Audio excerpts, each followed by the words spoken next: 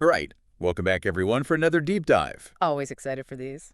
Today we're tackling something I think a lot of our listeners are interested in. Oh, yeah. Higher education jobs.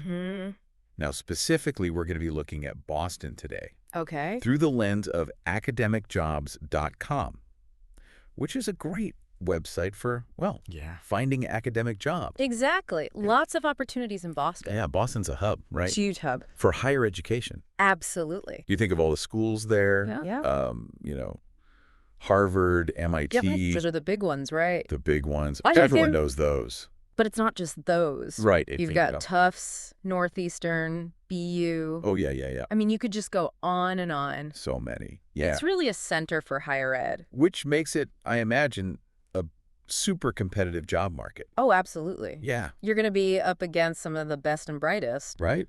But that also means it's incredibly rewarding if you can make it there. Right. If you can cut through the noise and land one of these jobs. Exactly. So, thinking about the different types of jobs, I mean, Yeah. obviously you've got the professorships, Of course, the classic, right? the classic professorships. Yep. But there's also research roles Tons of research. and then administrative. Oh, yeah. A whole world of administrative positions. And how do those break down? I mean, is it, Well, I mean, it really depends on the specific institution, right? Like Yeah. a big research university is going to have a ton of research positions. right? Postdocs, lab techs, all that. Yeah. And then on the flip side, a smaller liberal arts college Right. might have more emphasis on teaching-focused faculty. Okay. But even within those, broad categories, Yeah. there's so much variety. What do you? Like, take research. Yeah. You could be doing bench work in a lab, Oh, wow. analyzing data, Yeah. writing grants, Right. managing a whole research team. So there's levels to that? Yeah, absolutely. And then on the administrative side, I mean, Yeah. you've got everything from student affairs to finance to fundraising. Wow. It's like a whole, It's a whole ecosystem yeah. within each university. So someone listening to this who's maybe, Right. thinking about this path, Mhm. they might be thinking Okay. oh, I got to be a professor or I got to get into research. Exactly. But they don't realize They might be missing out. they could be a grant writer or they could be, Yeah, or something totally niche, right? Like, Yeah. I don't know, an archivist for a university museum. oh, interesting. There are so many hidden gems out there. That's a good point, hidden gems. Yeah. So if you were looking, Right. how do you even, how do you approach this? Well, first of all, I think you have to really think about what you're passionate about. Right. Like, what are your skills? Yeah. What are you good at?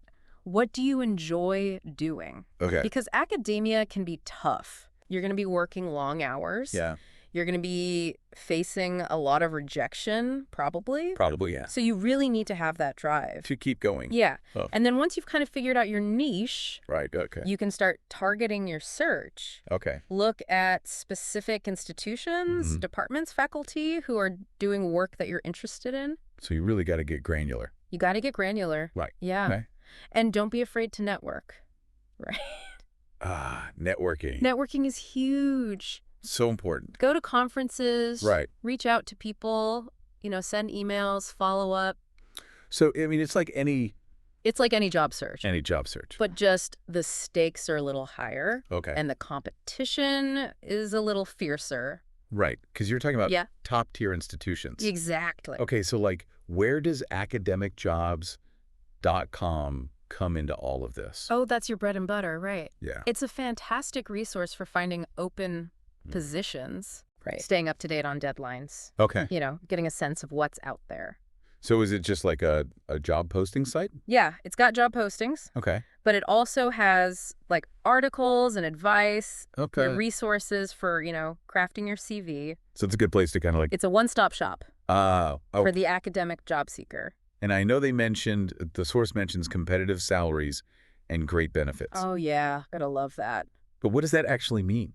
Well, I mean, it depends, right? Sure. Different institutions have different salary scales, Yeah. different benefits packages. Okay. But generally speaking, higher ed jobs in Boston tend to be pretty well compensated. Okay. So compared to the rest of the country. Yeah, especially given the cost of living in Boston, Right. which can be a bit eye-watering. It's a little pricey. A little pricey, yeah. But then you've got things like tuition remission. Oh, yeah. That's a huge one. Yeah. Especially if you're thinking about going back to school.